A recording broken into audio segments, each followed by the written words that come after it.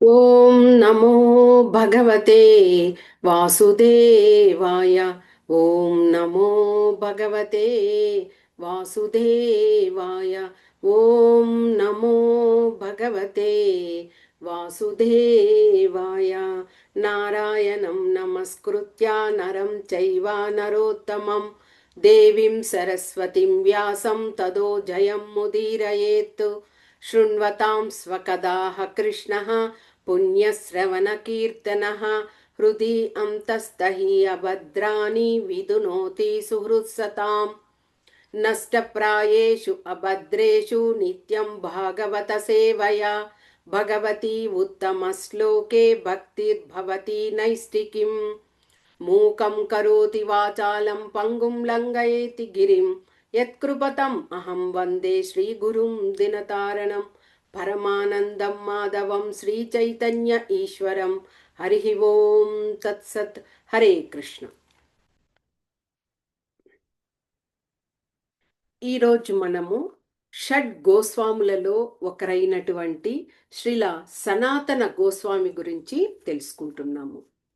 శ్రీల సనాతన గోస్వామి, ఈ షడ్గోస్వాములు అనేటువంటి వీరందరూ కూడా బ్రహ్మ మధ్వ గౌడీయ సాంప్రదాయంలో వచ్చినటువంటి గోస్వాములే వీరందరూ కూడా.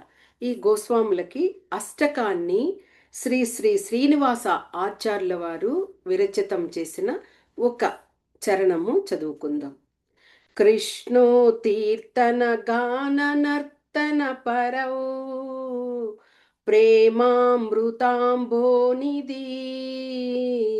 ధీరా ధీర జన ప్రియౌ ప్రియకరౌ నిర్మత్సరౌ పూజితౌ శ్రీ చైతన్య కృపాభరౌ భువి భారవహాంతారకౌ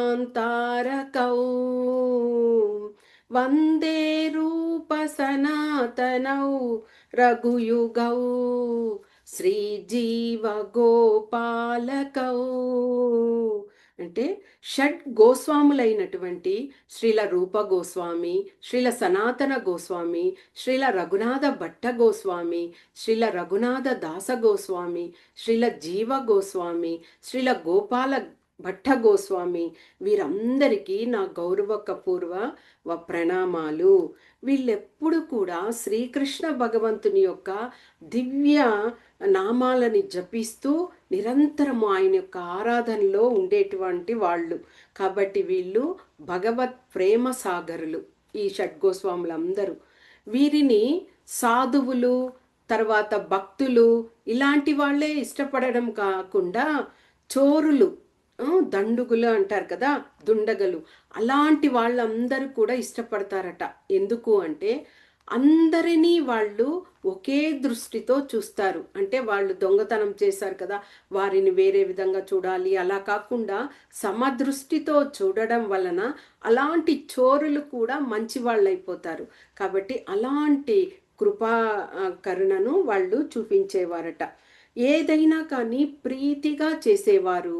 అది శ్రీ చైతన్య మహాప్రభు యొక్క ప్రియ శిష్యులుగా వారు ఉండడము అనేది ఇంకొక గొప్ప విషయము.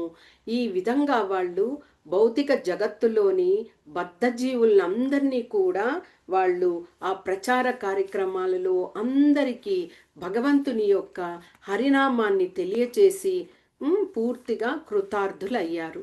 ఇదే షడ్గోస్వాముల యొక్క గొప్పతనము అనేది. అలాంటి గోస్వాములలో ఒకరు శ్రీల సనాతన గోస్వామి. ఈ ఈ శ్రీల సనాతన గోస్వామి, శ్రీల రూప గోస్వామి వీరిద్దరు కూడా సోదరులు, అంటే ఒకే కుటుంబం నుంచి వచ్చిన వారు. ఈ శ్రీల సనాతన గోస్వామి సరస్వత్ బ్రాహ్మణ కుటుంబానికి చెందినవారు. వీరి పూర్వీకులు మొదట కర్ణాటక రాష్ట్రంలో ఉండేవారు. తరువాత వారు అందరూ కూడా వలస వెళ్ళిపోయారు. ఎక్కడికి? పశ్చిమ బెంగాల్కి వెళ్ళిపోయి అక్కడ స్థిరపడ్డారనమాట. మొదట సనాతన గోస్వామికి పేరు అమర్, అంటే తల్లిదండ్రులు ఉంచిన పేరు అమర్. ఈయనకు ఇంకా ఇద్దరు సోదరులు ఉన్నారు. వారే ఒకరు రూప గోస్వామి, ఇంకొకరు కూడా ఒక సోదరుడు, ఆయన పేరు అనుపమ్, ఇలాగా ముగ్గురు ఉండేవాళ్ళు అనమాట. వీరు అందరూ కూడా చాలా భక్తిలో ఉండేవారు. ఒక వైష్ణవ భక్తులుగా ఉండి నిరంతరము ఆ వైష్ణవ తత్వాన్ని అందరికీ తెలియచేస్తూ ఆ భక్తితో ఉండేవారనమాట. ఒకసారి వీరు చైతన్య మహాప్రభువుల వారు ఆ, రామకేలి అనే ఆ ప్రాంతానికి వచ్చి ఉన్నారని తెలుసుకున్నారనమాట. కానీ వీళ్ళు బెంగాల్లో స్థిరపడ్డారు కదా. బెంగాల్లో అప్పుడు నవాబుల యొక్క పరిపాలన. ఆ రాజు వచ్చి బెంగాల్ రాజు అప్పుడు నవాబ్ హుస్సేన్ షా అనే అతను ఉండేవారు. ఆయన దగ్గర వీరిద్దరు కూడా మంత్రి పదవిలో ఉండేవారు. ఎందుకు అంటే ఆ కాలంలో ఏ రాజ్యం వాళ్ళు పాలిస్తుంటే వాళ్ళ చెప్పిన ఆజ్ఞలకే అనుసరించాలి. కాబట్టి వీళ్ళు అక్కడ వెళ్ళి మంత్రి పదవిలో ఉండేవారనమాట.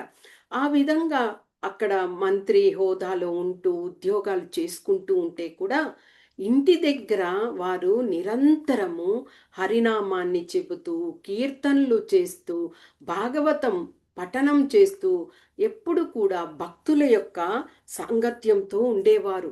నిరంతరము వారి ఇంటిలో జనసమూహంతో కిటకిటలాడిపోయేదన్నమాట. కానీ మళ్ళీ ఉద్యోగం వచ్చి ఆ ధర్మంగా ఉద్యోగం చేస్తుండేవారు. కానీ ఎప్పుడైతే చైతన్య మహాప్రభువు రామకేలిలో బృందావనం వెళుతూ ఆగారు అని తెలిసినప్పుడు ఇక వీరి మనసు ఉండలేదు. ముగ్గురు అంటే శ్రీల సనాతన గోస్వామి, రూప గోస్వామి, అనుపమ్, వీరు ముగ్గురు కూడా చైతన్య మహాప్రభువుని దర్శించుకోవడానికి వెళ్ళారు. అక్కడ వెళ్ళినప్పుడు ఆయన్ని చూసేసరికి వీరికి సాక్షాత్తు కృష్ణ భగవానుని యొక్క రూపంలో వారికి కనిపించారు. ఎందుకంటే చైతన్య మహాప్రభువుల వారు కూడా అలాంటి కలువరేకుల లాంటి మోము కన్నులతో ఉండి అలాంటి బంగారు వర్ణంలో ఉంటారు చైతన్య మహా. కాబట్టి ఆయన చూడంగానే వీరు అలాగే ముగ్ధులయ్యారట. తర్వాత మహాప్రభుతో పలకరించి విషయాలన్నీ కూడా చెప్పడం జరిగింది.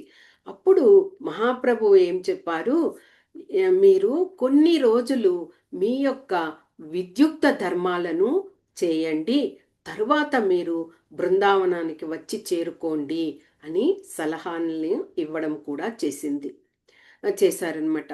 తర్వాత వీరు వచ్చేయడం జరిగింది. యథావిధిగా ఉద్యోగాలలో వెళ్తున్నారు. కానీ శ్రీల రూప గోస్వామికి మాత్రము ఎప్పుడైతే చైతన్యుల వారి చూసి ఆ చైతన్యం కృష్ణ చైతన్యంలో ఆయన ఆ నామము తెలియచేయడము, హరి సంకీర్తనోద్యమంలో ఉండడం, ఇవన్నీ చూసేసరికి ఆయనకు ఇక్కడ ఆ మంత్రి పదవిలో ఉండడానికి ఇష్టపడలేదన్నమాట. ఆ పదవికి రాజీనామా చేసేసి ఆయన బృందావనానికి వెళ్ళిపోవడం జరిగింది. కానీ ఇక సనాతన గోస్వామి మాత్రమే ఉన్నారు. ఒక్కసారిగా ఇద్దరు వెళ్ళిపోయినా కష్టమే కదా. అలాగా ఉండి సనాతన గోస్వామి వారు ఏం చేసేవారు, ఈయన కూడా అప్పుడప్పుడు ఆరోగ్యం బాగలేదు అని చెప్పి ఆ ఉద్యోగానికి వెళ్ళడం అప్పుడప్పుడు మానుకునేవారు. అలాంటి సమయంలో రాజుకి ఆ నవాబు హుస్సేన్ షాకు సందేహం కలిగిందనమాట. దానికి తోడుగా అక్కడ ఉన్నటువంటి కొంతమంది అసూయపరులు రాజుకు ఏమని తెలియచేశారు, ఇలాగా శ్రీల సనాతన గోస్వామి ఆరోగ్యం బాగలేదని చెప్తున్నారు, కానీ ఇంటి వద్ద నిరంతరము హరికీర్తనలు, భజనలు, భాగవత పారాయణము ఇవన్నీ జరుగుతూ ఉంటాయి అని తెలియచేశారు. ఒకరోజు నవాబు హుస్సేన్ షాని నేరుగా రావడం జరిగిందనమాట. వచ్చి చూసేసరికి అక్కడ ఆ జన సమూహము, తర్వాత అందరూ ఆనందంలో కృష్ణ భగవాన్ని సేవించడము చూసి ఇక ఆయనకి కోపం వచ్చేసింది. నీవు ఎలాగైనా కానీ రేపటి నుంచి నీవు నీ యొక్క అదే ఉద్యోగానికి నీవు వచ్చి నీ విధి కర్తవ్యాలను చెయ్యాలి అని కఠినంగా చెప్పి రాజు వెళ్ళిపోయారు. కానీ శ్రీల సనాతన గోస్వామికి వెళ్ళడము ఇష్టం లేదు. ఎందుకంటే రూపా గోస్వామి ఆల్రెడీ వెళ్ళిపోయారు బృందావనానికి. కాబట్టి ఈయన వెళ్ళలేదు. ఇంకా వెళ్ళకపోయేసరికి ఆ రాజుకి కోపం వచ్చి సనాతన గోస్వామిని ఆయన చెరసాలలో పెట్టడం జరిగిందనమాట. ఎప్పుడైతే ఆయన చెరసాలలోకి వెళ్ళారు అని రూప గోస్వామికి తెలిసిందో చాలా మదన పడిపోయారు. ఎందుకంటే ఒక భక్తుడు, వైష్ణవ భక్తుడు ఇలా అపరాధం ఏమీ చేయరు, కానీ తన ధర్మంగా ఆయన వద్దు అనుకున్నప్పుడు వదిలిపెట్టాలి. కానీ ఆ రాజు ఆ విధంగా చేసేసరికి అప్పుడు రూపగోస్వామి ఒక అదే తెలియచేయడం జరిగింది. ఒక ఉత్తరం కూడా ఆయన రాయడం జరిగింది సనాతన గోస్వామికి. ఈ విధంగా నేను అనుపం అంటే ఇద్దరు సోదరులము, మేము మళ్ళీ కూడా చైతన్య మహాప్రభుల వారిని చూడడానికి మళ్ళీ వెళ్తున్నాము. కాబట్టి నీవు కూడా మాతో వచ్చి కలుసుకో అంటే చైతన్య ప్రభువుల వారు బృందావనంలోనే ఉండరు కదా, ఆయన పూరి జగన్నాథ క్షేత్రానికి అలా తిరుగుతూ ఉంటారు. ఇప్పుడు ఆయన పూరి నుంచి మళ్ళీ బృందావనానికి వస్తున్నారు కాబట్టి మళ్ళీ వీరు వచ్చి తిరిగి వెళ్తున్నారు బృందావనానికి వెళ్ళడానికి. కాబట్టి మేము వెళ్తున్నాము, నీవు కూడా వచ్చేయి అని తెలియచేశారు. మళ్ళీ ఏం చెప్పారు, వారు ఆ కాలంలో బంగారు నాణ్యాలు అవే కదా, అలాంటివి ఈయన దగ్గర ఉన్నాయి, సనాతన గోస్వామి ఉంచుకొని ఉన్నారు. అలాంటి ఆ బంగారు నాణేలను ఆ యొక్క జైలర్కి నీవు ఇచ్చివేసి నువ్వు ఎలాగైనా కానీ ఆ చెరసాల నుంచి తప్పించుకో అని చెప్పడము జరిగింది. ఇక సనాతన గోస్వామి ఏం చేశారు, అదే విధంగా అక్కడ ఉన్నటువంటి జైలర్ అప్పుడప్పుడు వస్తుంటారు కదా, అతనితో చెప్పడం జరిగింది, ఇలాగ నాకు భక్తిలో ఉండాలి, భగవంతుని భక్తియుత సేవ చేసుకోవాలి అని చెప్పేసరికి అతను మనసు హృదయము అతడికి కరిగింది. కానీ ఇలాగా సనాతన గోస్వామిని తప్పించేస్తే అది ప్రమాదం ఎవరికి, ఆ జైలర్కే. రాజు ఏమైనా చేయవచ్చు. కాబట్టి ఏ విధంగా అంటే దానికి సమాధానము సనాతన గోస్వామి ఈ విధంగా చెప్పారు. అప్పుడప్పుడు ఇలాగా జైలులో ఉన్న వాళ్ళని బయట ప్రాంతాలకి తీసుకువెళ్తారు పనిగా. అలాగ వెళ్ళినప్పుడు అక్కడ నుంచి తప్పించుకున్నారు అని నీవు తప్పించుకొని అక్కడ నీటిలో అంటే నదిలో దూకి వెళ్ళిపోయారు అని చెప్పు అని చెప్పేసరికి సరే అనుకొని ఆయన కొన్ని కాయిన్స్ ఇవి తీసుకొని తర్వాత ఏదో విధంగా సనాతన గోస్వామిని అర్ధరాత్రి సమయంలో ఆ చెరసాల నుంచి బయటకు తీసుకొచ్చి వదిలిపెట్టడం జరిగింది. బయటకు వచ్చేసరికి ఆయనకు అలాగే చిమ్మ చీకటిగా ఉన్నది, అడవి ప్రాంతం అది. అది కాకుండా సనాతన గోస్వామి ఎప్పుడైతే ఈ యొక్క చెరసాలలో ఉన్నారో ఆయన ఆరోగ్యం క్షీణించింది. సరి అయిన ఆహారం లేకుండా, సరి అయిన నిద్ర లేకుండా ఆయనకు నీరు కూడా మంచిగా ఆయనకు సరిపోక ఏమైంది, ఆయనకు స్కిన్ చర్మంకి సంబంధించినటువంటి ఒక జబ్బు ఇదైందనమాట. ఆ విధంగా ఆయన శరీరం అంతా కూడా దురదలతో తర్వాత దద్దుర్లుగా వచ్చి అలాగే అదే రక్తం కూడా కనిపించే విధంగా ఆ విధంగా ఆయన శరీరం అంతా కూడా ఇదైపోయింది. ఇక ఆయన అక్కడి నుంచి ఆ అడవి గుండాని రాత్రంతా ప్రయాణం చేసి ఉదయాన సమయంకి ఆయన ఒక అతిథి గృహం అంటే బస చేస్తారు కదా, అలాంటి ఇంటి వద్దకు చేరుకున్నారనమాట. ఆయన ఒక షాల్ని కప్పుకొని ఉన్నారు. ఆయన చేతిలో ఒక సంచిలో ఈ బంగారు నాణాలు అవన్నీ కూడా ఉన్నాయి. కాబట్టి ఆయన అంటే సన్యాసి ఈయనకేమీ అవి అవసరం కాదు. కానీ ఇలాంటి సిచ్యువేషన్స్ కొంతమందికి అలాగా ఇవ్వవలసి ఉంటుంది కదా, అందుకని ఆయన చేతిలో ఉంచుకొని ఉన్నారు. అలాగ వెళ్ళి ఒక గదిలో ఆయన విశ్రమించారు. ఆ గది యొక్క యజమాని చాలా దురాశపరుడు అనమాట. కాబట్టి ఎప్పుడైతే సనాతన గోస్వామి ఆ గదికి రావడం జరిగిందో అతని వద్ద ఏదో అమూల్యమైన వస్తువు ఉన్నది అని గ్రహించాడనమాట. ఎందుకంటే ఈ గోస్వాములు వీళ్ళందరూ కూడా వారి మోమును చూసినప్పుడే అంత తేజస్సుతో ఉంటారు, నిత్యము భగవంతుని స్మరణలో ఉంటారు. కాబట్టి వారి శరీరం అంతా కూడా నిత్యమైన తేజోవంతమైనటువంటి ఆకారాన్ని వాళ్ళు పొంది ఉంటారు. కాబట్టి ఇతని దగ్గర ఏదో అమూల్యమైన వస్తువులు ఉన్నాయి అనుకొని అతడు ఆ సంచిని కూడా గమనించాడు. కాబట్టి ఎలాగైనా దానిని తీసుకోవాలి అని లోపల ఆయన నిద్రపోతున్నప్పుడు లోపల వచ్చి దానిని దొంగిలించేశాడు ఆ యజమాని. వెంటనే సనాతన గోస్వామి లేచి అతనితో చెప్పారు, నీవు ఇదే కావాలని కోరుకొని ఉంటే నేనే నీకు ఇచ్చేసుంటాను. నువ్వు ఇంత హోదాలో ఉండి ఇలాంటి దొంగతనం చేస్తావా, తీసుకొని ఇచ్చేయడం జరిగింది.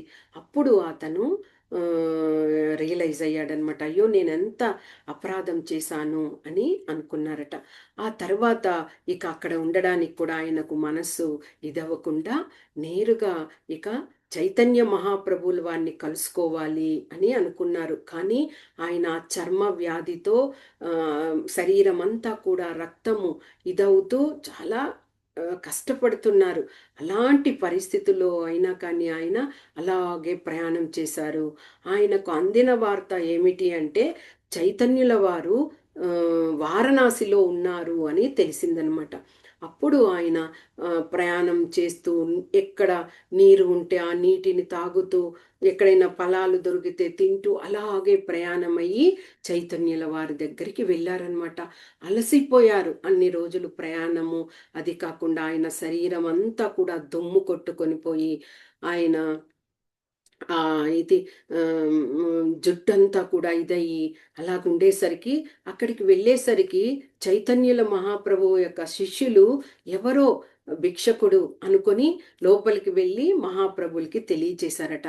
మహాప్రభు అప్పుడు చెప్పారు, అతడు భిక్షకుడు కాదు, గొప్ప వైష్ణవ భక్తుడు, అతడే సనాతనుడు, అతన్ని లోపలికి పిలవండి అని చెప్పారట. ఇక సనాతన ఈయన వెళ్ళి లోపలికి వెళ్ళారట. వెళితే ఆయన చాలా రోజులైంది స్నానం చేసి కానీ శుభ్రము ఉండి కానీ అలాగ ఉన్నారట. కానీ చైతన్యుల వారు చిరునవ్వు చిందిస్తూ అలాగే పరిగెట్టుకుంటూ వచ్చి సనాతన గోస్వామిని అలాగే ఆలింగనం చేసుకున్నారట. వెంటనే సనాతన గోస్వామి, మహాప్రభు నన్ను వదిలిపెట్టండి, నేను అంతటి ఇది కాదు అని అక్కడ పక్కనే ఉన్నటువంటి ఒక గడ్డి పోచను తీసి దానిని తన నోటి అందుంచి ఆ గడ్డి పరకతో నేను సమము, నేను అంత గొప్పవాడిని కాదు, మీరెంతో గొప్పవాళ్ళు, మీకు నా శరీరం నుంచి ఈ దుమ్ము ఈ రక్తం ఇదంతా కూడా మీకు అంటుకుంటది అనేసి ఆ విధంగా తొలిగారట. కానీ మహాప్రభుల వారు ఆయన్ని ఆలింగనం చేసుకొని, మీరెంత గొప్పవారో మీకు తెలియదు, మీ మీ వలన బృందావనమే ఖ్యాతికి రాబోతుంది, పేరు పొందే విధంగా వస్తుంది అని చెప్పి ఆయన చెప్పడం జరిగింది. తర్వాత ఆయన 3 విషయాలు చెప్పారట. ఏమిటి అంటే, మీరందరూ కూడా నిత్యము రచనలు చేయండి, అంటే గ్రంథాలు వ్రాయండి, వాటిని ప్రచురణ చేసి అందరికీ పంచండి. తర్వాత విగ్రహారాధన, అంటే భగవంతుణ్ణి విగ్రహాలను, డేటీస్ అంటాం కదా, ఆ విగ్రహాలను మందిరాలలో స్థాపించి ఆరాధించండి. ఇంకా ముఖ్యమైన విషయం ఏమిటి అంటే, ఈ బృందావనంలో మీరు కృష్ణ భగవానుడు ఎక్కడెక్కడైతే లీలలు చేశారో, ఎక్కడెక్కడైతే ఆయన నడయాడారో ఆ ప్రాంతాలన్నింటినీ కూడా వెతకి కనుక్కొని మీరు మళ్ళీ వాటినన్నింటినీ కూడా పునర్నితం చెయ్యాలి అని ఆ విషయాలన్నీ చెప్పారట. అదేవిధంగా సనాతన గోస్వామి అక్కడ కొన్ని రోజులు ఉండి మళ్ళీ కూడా ఆయన ఇంకా మందిరం చెప్పారు కదా, ఆ మందిరాన్ని ఏర్పాటు చేయాలి అని అనుకుంటున్నారు. కానీ ఈయన మధుకరిలో ఉంటారు కదా, మధుకరిలో ఉంటేమి ఎవరైనా ఇస్తే తినడము, లేకపోతే అది కాదు, ఇచ్చిన వస్తువులను తెచ్చుకొని కాస్త వండుకొని భుజించడము అలాగా ఉంటారు. కాబట్టి ఆయన ఆలోచించారనమాట. అదే సంకల్పము అనేది మన హృదయంలో ఉంటే భగవంతుడు ఎలాగైనా కానీ మనకు దాన్ని నెరవేరుస్తారనమాట.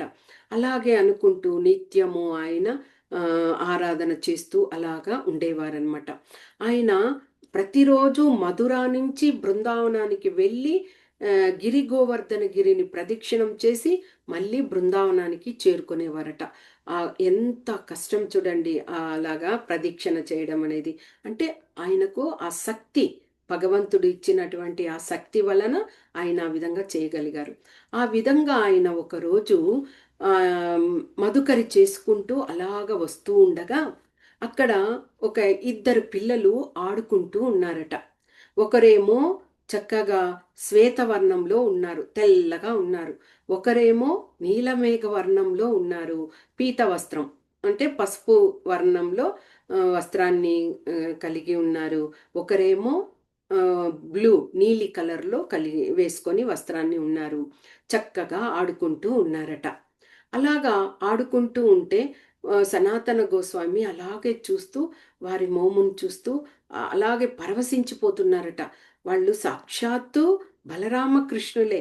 ఆయనకు ఆ అనుభూతి వస్తున్నది. కానీ పిల్లల రూపంలో ఉన్నారు, ఆడుకుంటూ ఉన్నారు. వాళ్ళు అలాగా ఆడుకుంటూ ఆడుకుంటూ ఒక బ్రాహ్మణుడు, అతని పేరు పురుషోత్తమ చౌబే, ఆయన యొక్క ఇంటి లోపలికి వెళ్ళిపోయారు. మళ్ళీ బయటకు రాలేదనమాట. వెంటనే సనాతన గోస్వామి ఆ బ్రాహ్మణుడి ఇంటికి వెళ్ళి, ఇక్కడ ఇద్దరు పిల్లలు వచ్చారు కదా, లోపల ఉన్నారా అంటే, ఉన్నారు, ఆ ఇద్దరు పిల్లలు మా పిల్లలే, మా పిల్లలు అని చెప్పి ఒక అమ్మాయి ఒక అబ్బాయి వచ్చారట. కానీ ఆ పిల్లలు వచ్చి ఆయనకు అదే బ్రాహ్మణుని యొక్క పిల్లలు. వాళ్ళు ఆడుకుంటూ ఉంటారు. వాళ్ళు ఎలాగంటే ఆ పిల్లలు కృష్ణ భగవానుని మదనమోహనుడి విగ్రహం ఇప్పుడు మనకు కనిపిస్తుంది కదా, ఆ మదనమోహని విగ్రహాన్ని వాళ్ళు బయటకు అంటే ఆల్టర్ అంటే ఒక మందిరంలో ఉంచి విగ్రహారాధన చెయ్యాలి, ప్రతి సమయము భోగ అర్పించాలి అలాగా. కానీ పిల్లలు ఏం చేసేవారు, ఆ విగ్రహం చాలా వెయిట్గా ఉంటే కూడా దానిని తీసుకొచ్చి ఎక్కడన్నా అక్కడ ఉంచి పూజలు చేయడము, అంటే కృష్ణునితో మమేకమయ్యే విధంగా వాళ్ళు వాళ్ళకి ఆయన కూడా వాళ్ళ స్నేహితుడులాగా అనుకొని అలాగ చేస్తూ ఉంటే ఈయన పురుషోత్తమ చౌబే అరుస్తూ ఉండేవారు, అలాగంతా చేయకండి అని కోపపడేవారు. అదేవిధంగా వీరు ఎవరు బలరామ కృష్ణులు కూడా అక్కడ ఉన్నారు కదా మందిరంలో, అక్కడ అదే ఆ రూమ్లో వాళ్ళు కూడా పిల్లలతో పాటు బయట వెళ్ళిపోయేవారు, ఆడుకునేవారు, మళ్ళీ వచ్చేసేవారు. వీరిద్దరు పిల్లలుగా ఉండిపోయేవారు, వారు విగ్రహాల రూపంలో నిలిచేవారు అనమాట. అప్పుడు సనాతన గోస్వామి వీరు కాదు ఇద్దరు పిల్లలు అంటే, అప్పుడు పురుషోత్తమ చౌబే చెప్పారు, అవును వారిద్దరికీ పనే లేదు, ఎప్పుడు చూసినా వెళ్తూ ఉంటారు, నాకు విసిగి తెప్పిస్తుంటారు అని కృష్ణ భగవానుడు బలరాముని గురించే చెప్పారట. అంటే ఆ భక్తి వాళ్ళు అంతటి రాగానుభక్తిలో ఉండి భగవంతునితో ఇదిగా వాళ్ళు మాట్లాడుతారు, తర్వాత కోపగించుకుంటారు, చక్కగా ముద్దులోలికే విధంగా చేస్తారు. అది ఆ కృష్ణ భగవానునికి ఆ భక్తునికి ఉండే మధ్య ఆ సంబంధం అనమాట. తర్వాత ఆ రోజు రాత్రి ఆ బ్రాహ్మణుని యొక్క కలలో మదనమోహనుడు కనిపించి, నేను చాలా రోజులుగా నీ దగ్గర ఉన్నాను కదా, ఇప్పుడు శ్రీల సనాతన గోస్వామి ఆయన పూజించాలని మనసులో కోరుకుంటున్నారు, దయచేసి నన్ను ఆయనకు అప్పగించు అని చెప్పడం జరిగింది. కొద్దిగా బాధపడ్డారు. అయినా కానీ అక్కడ వెళ్ళినా భగవంతుడు భక్తుని దగ్గరికే కదా అని తర్వాత సనాతన గోస్వామి వచ్చినప్పుడు ఆయనకు అప్పగించారట. కానీ సనాతన గోస్వామికి ఆరాధించాలని ఉంది, అంతా ఉంది. కానీ ఆయన మధుకరి కదా చేసుకుంటుంటారు. కాబట్టి వద్దు వద్దు, నేనే మధుకరి చేసుకొని ఉంటాను, నాకు ఈ విగ్రహం ఇస్తే 3 పూటల ఆయనకు భోగ అర్పించాలి, ఆయనకు ఒక ఆల్టర్ అదే రూముని సపరేట్గా ఉంచాలి అంటే, లేదు ఇది భగవంతుని యొక్క ఆజ్ఞ, మీ దగ్గరే ఉండాలని కోరుకుంటున్నారు అన్నప్పుడు భగవంతుడిని తీసుకెళ్ళి ఆయన ఎక్కడ చెట్టు కింద ఉంటారో ఆ ప్రాంతంలోనే ఒక కుటీరం లాగా ఏర్పరిచి అక్కడ ఉంచారట. అలాగా ఉంచి ఆయన మధుకరికి వెళ్ళేవారు. ఆయనకి ఏమి దొరికితే దాన్ని తీసుకొచ్చి వంట చేసి భగవంతునికి ప్రసాదంగా చేసేవారు. ఒక్కొక్కసారి అలాగా ఇస్తే తినేసేవారు, భగవంతునికి సపరేట్గా చేసేవారు. అలాగా చేస్తుండేటప్పుడు ఒకరోజు ఆయన రొట్టెలను తయారు చేశారట. ఇంకా టైం అయిపోతుంది అక్కడ. మదనమోహనుడు నాకు ఆకలి వేస్తుంది, త్వరగా నాకు భోగ అర్పించు అని ఆయన కేకలు. సనాతన గోస్వామి అలసిపోయి ఉన్నారు. అలాగే రోటీలు చేసి భగవంతునికి నైవేద్యం పెట్టారట. పెట్టిన తర్వాత ఇద్దరు కూర్చొని భోంచేస్తారు, సనాతన గోస్వామి పక్కనే మదనమోహనుడు కూడా. అలాగా మదనమోహనుడు ఆ రోటీని తింటూ చెప్పారట, ఇందులో కొద్దిగా కూడా నీవు ఉప్పు వేయలేదు, ఉప్పు వేయకుండా ఎలాగ తింటారు అని చెప్పారట. వెంటనే సనాతన గోస్వామి, నేను ఇదివరకే అన్నాను కదా, నేనే మధుకరి చేసుకుంటాను, నా దగ్గర ఏమి అంత వసతి ఉండదు చెప్పాను కదా, అయినా నువ్వే వచ్చావు, ఇప్పుడు నేను చెప్తున్నాను, నువ్వు వెళ్ళిపోయి ఆ పురుషోత్తమ చౌబే, ఆయన గృహస్థ కదా, ఆయన దగ్గరకు వెళ్ళు, ఆయన పత్ని అన్ని రకాల వంటలు చేసి నీకు పెడతారు, నువ్వు ఆరగించు అంటే, ఆహాహా నేను వెళ్ళను, నేను నీ దగ్గరే ఉంటాను, ఇక మీదట నువ్వు ఏది పెట్టినా కానీ నేను దాన్నే తింటాను అని మదనమోహనుడు చెప్పారట. ఇక అలాగా మందిరం లేదు, అలాగే వర్షం వచ్చిన ఎండకు ఇదవుతూ అలాగే మదనమోహన్ని చూసుకుంటూ ఉన్నారు. ఒకరోజు ఏమైంది, ఒక వ్యాపారి, ఆ వ్యాపారి పేరు కృష్ణదాస కపూర్. ఆ వ్యాపారి యమునా నది నుంచి ఆయన వర్తకం కోసం వెళ్తున్నారనమాట వేరే ప్రాంతానికి.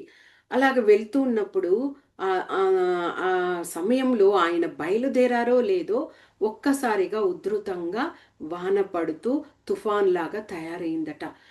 మనము ఇంకా అదే దాన్ని ప్రారంభమే చేయలేదు, అలాగా అయింది అనేసి వెంటనే ఆ వ్యాపారి అక్కడే కుటీరం ఉంది కదా, అక్కడికి వచ్చి సనాతన గోస్వామిని చూసి, ఈ విధంగా నేను పని నిమిత్తమై వెళ్తూ ఉంటే ఇలాంటి పరిస్థితి, దయచేసి మీరే రక్షించాలి అన్నప్పుడు సనాతన గోస్వామి ఆ తీరానికి వెళ్ళి ఆయన తన ఉపవస్త్రంతో ఆయన గాలిలో అలాగ ఊపడం జరిగిందట.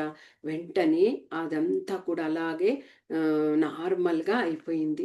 వెంటనే ఆ వ్యాపారి చాలా సంతోషపడి ఇందులో ఉన్నటువంటి ఆ వస్తువులన్నీ కూడా వాటిని నేను ఆగ్రాకి వెళ్తున్నాడు ఆయన, అక్కడికి వెళ్ళి వాటినంతా అమ్మివేసి ఆ డబ్బులను తీసుకొచ్చి మీ కృష్ణ భగవాను కోసము ఇస్తాను, మీరు మందిరాన్ని తయారు చేయండి అని చెప్పారట. ఆ విధంగా ఆ వ్యాపారి ఇచ్చిన ధనంతో బృందావనంలో ఈ రాధా మదన్ మోహన్ మందిరాన్ని నిర్మించి ఉన్నారు.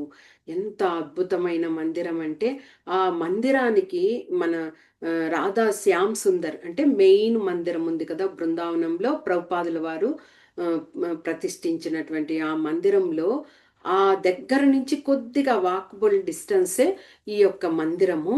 చాలా ఎత్తు ప్రదేశంలో, ఎందుకు అంటే అక్కడ ద్వాదశ ఆదిత్య తిల అనే ఆ ఆ రాయి, పెద్ద రాయి లాగా ఉంటుంది, ఆ ప్రాంతంలో శ్రీ రాధా మదన్ మోహన్ మందిరాన్ని శ్రీల సనాతన గోస్వామి ఏర్పాటు చేసి ఉన్నారనమాట. ఆ మందిరంలో ఆ విగ్రహాలు ఎంతో అద్భుతంగా ముగ్ధ మనోహరంగా ఉంటుంది, అందుకే మదన మోహనుడు అని చెప్పారు. ఆ మందిరాన్ని ఏర్పాటు చేసి సనాతన గోస్వామి అక్కడ ఆరాధనలు చేస్తూ ఉన్నారు. మనం బృందావనంకి వెళ్ళినప్పుడు కాళీయ మర్దనం జరిగినటువంటి ఆ ప్రదేశం ఉంటుంది, ఆ ప్రదేశాన్ని దాటుకొని వెళితే ఈ యొక్క ఈ మందిరాన్ని దర్శించుకోవచ్చు. ఎదురుగా యమున పరవళ్ళు తొక్కుతూ ప్రవహిస్తూ ఉంటదనమాట. అంతా దగ్గర దగ్గరనే ఉంటాయి ఈ మందిరాలు అన్నీ. ఇక అలాగా సనాతన గోస్వామి ఆ మందిరాన్ని స్థాపించిన తర్వాత ఎన్ చా ప్రతిరోజు కూడా ఆయన ఆ మందిరంలో భజనలు, కీర్తనలు, భక్తుల సాంగత్యాలు అలాగ జరుగుతూ ఇదిగా ఉండేది.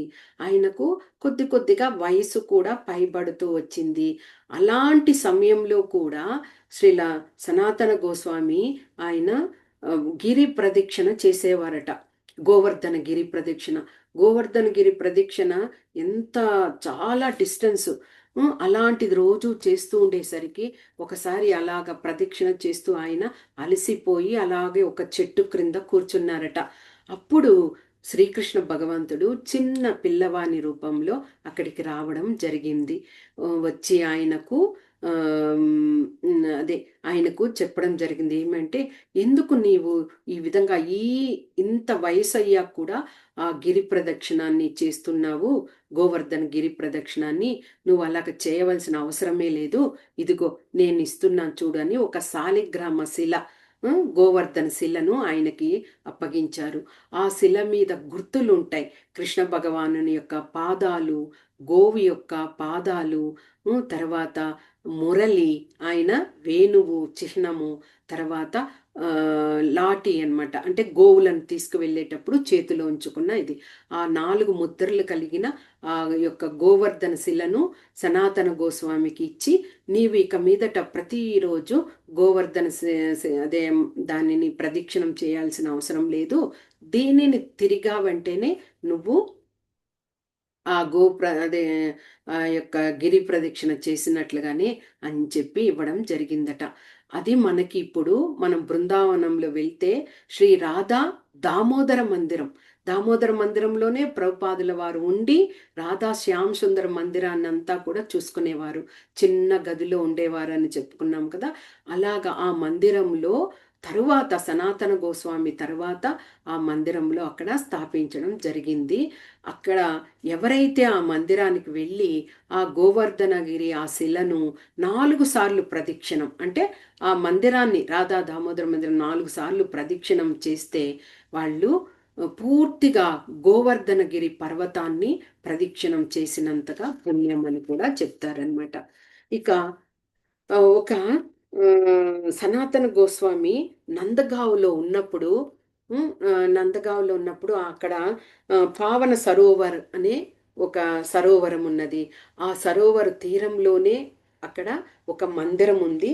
ఆ మందిరంలో ఉంటూ నిరంతరము భజనలు కీర్తనలు అలాగ చేసుకుంటా, అంటే చాలా వయసు ఇదైపోయాక అలాగా ఉండి ఒక్కొక్కసారి సనాతన గోస్వామి మధుకరి చేసుకోవడం కూడా మర్చిపోయేవారట.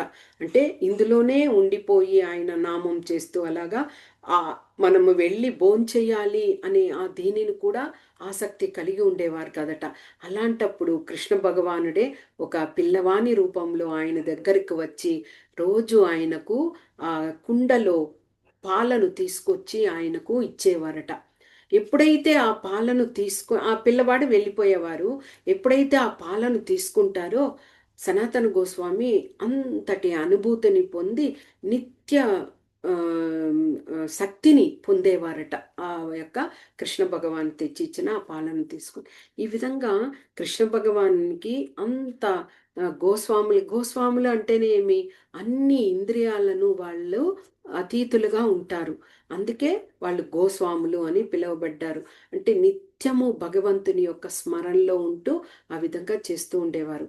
ఇలాగ ఉన్నప్పుడే సాక్షాత్తు శివుడు కూడా శివుని యొక్క భక్తుడైనటువంటి అతనికి కూడా సనాతన గోస్వామి ద్వారా హరినామాన్ని ఇప్పించారట. ఒక బ్రాహ్మణుడు ఉండేవాడు. అతడు నిత్యము శివుణ్ణి ఆరాధిస్తూ పూజిస్తూ ఉండేవాడు.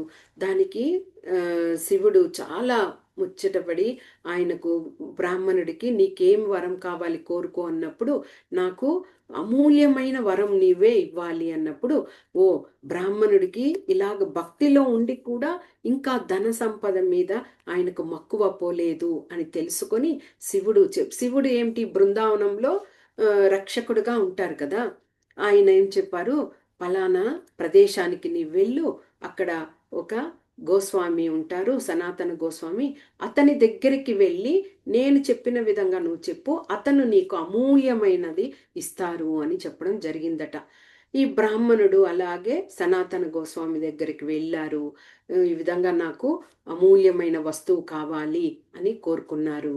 అప్పుడు ఆయన, నా దగ్గర అమూల్యమైన వస్తువు అంటే ఒక రత్నాలతో చేయబడినటువంటి హారం లాగా ఉన్నది, కానీ నాకు అది ప్రయోజనం లేదు కాబట్టి దానిని అలా డస్ట్బిన్ అంటే మూలలో వేసి ఉంచాను, కావాలంటే వెతికి తీసుకో అని చెప్పడం అయిందట.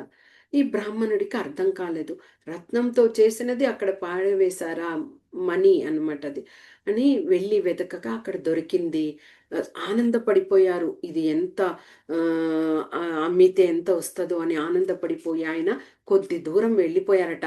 వెళ్ళిపోయాక ఆయన కనిపించింది, ఇంత అమూల్యమైనది ఆయన పాడేశారు అంటే ఇందులో ఏదో పరమార్థం ఉంటది అని వచ్చి మళ్ళీ సనాతన గోస్వామిని అడిగారట. అడిగినప్పుడు, అవును, నాకు దీనికన్నా కానీ అమూల్యమైనటువంటి వస్తువు నా దగ్గర ఉన్నది, అదే హరినామము. నీకు కూడా అలాంటి అమూల్యమైన వస్తువు కావాలంటే నువ్వు ఇప్పుడే వెళ్ళి ఆ యమునా నదిలో దానిని పారవేసి స్నానం చేసిరా అని చెప్పడం జరిగిందట. వెంటనే ఆ బ్రాహ్మణుడు వెళ్ళి ఆ రత్నాన్ని అక్కడ పారవేసి స్నానం చేసి శ్రీల సనాతన గోస్వామి దగ్గరికి వచ్చారట. సనాతన గోస్వామి ఆయనకు హరినామాన్ని ఇచ్చారట. కాబట్టి మనకి ఈ కలియుగంలో అమూల్యమైన వస్తువు ఏమిటి, అంతటి సంపద ఏమిటి అంటే హరినామమే. ఎందుకంటే ఆ హరినామమే అన్నిటికీ సమము. తపస్సుకు, ధ్యానానికి, తర్వాత యజ్ఞముకు సమము. కాబట్టి అలాంటి సమయంలో మనము అలాంటి హరినామంని చేయడం వలన మనము ఒక గురువు యొక్క సంకల్పంతో మనము భగవంతునికి దగ్గర అయ్యే వాళ్ళము అవుతామన్నమాట. ఈ విధంగా సనాతన గోస్వామి గోస్వాములలో ఒకరిగా ఉండి ఆయన బృందావనం, అదేవిధంగా బృందావనంలో భగవంతుడు ఎక్కడెక్కడ నడయాడిన ప్లేసెస్ని, తర్వాత లీలలు చేసిన ప్రదేశాలను అన్నింటినీ కూడా ప్రతి నిత్యము వీరందరూ కూడా ప్రయాణం చేసి అన్నీ కనుగొన్నారు. అలాగా కనుగొన్న ప్రదేశాలు ఇప్పుడు మనకి దామోదర్ లీల చేసిన ప్రదేశము, రాధాకుండు, శ్యామకుండు, మళ్ళీ భగవంతుడు మందిరాలు, ఇలాంటివన్నీ కూడా ఆ ద్వాపర యుగాంతరం అయిన తర్వాత అన్ని కప్పిపడిపోయాయి కదా. వాటిని ఆయా ప్రదేశాల్లో వెతికి ఆ నమూనాలన్నీ తీసి మళ్ళీ బృందావనాన్ని ద్వాపరయుగ బృందావనంలాగా చేశారనమాట ఈ గోస్వాములు. ఇంతటి మహోన్నతమైన ఈ గోస్వాముల గురించి మనము నిజంగా తెలుసుకోవడం అనేది మనం ఎంతో అదృష్టవంతులం. ఎందుకంటే బహునాం జన్మనామంతే జ్ఞానవాన్ మాం ప్రపద్యతే, వాసుదేవ స మహాత్మా సు దుర్లభ అన్నట్టుగా ఎన్ని జన్మలెత్తితే కానీ భగవంతుణ్ణి తెలుసుకోలేరు. అది శరణాగతి పొందినప్పుడే భగవంతుని తెలుసుకుంటారు. అలాంటి మహాత్ములు చాలా అరుదుగా ఉంటారని భగవంతుడే చెప్పారు. కాబట్టి మనము అంతటి మహాత్ములము అయ్యే ఇది కాదు, కానీ ఇలాంటి ఆచార్యులు, గోస్వాములు, వాళ్ళ యొక్క ఆవిర్భావ దినోత్సవాలు, తర్వాత తిరోభావాలు, అలాంటివి తెలుసుకోవడం వల్లనే మన హృదయాంతరాలలో ఉండే మాలిన్యం అంతా పోయి మనము విముక్తులవుతాము. అది మన యొక్క విషయం. ఓకేనా? హరే కృష్ణ. వాంఛా కల్పతరుభ్యశ్చ కృపా సింధుభ్య ఏవ చ పతితానాం పావనేభ్యో వైష్ణవేభ్యో నమో నమః. హరే కృష్ణ.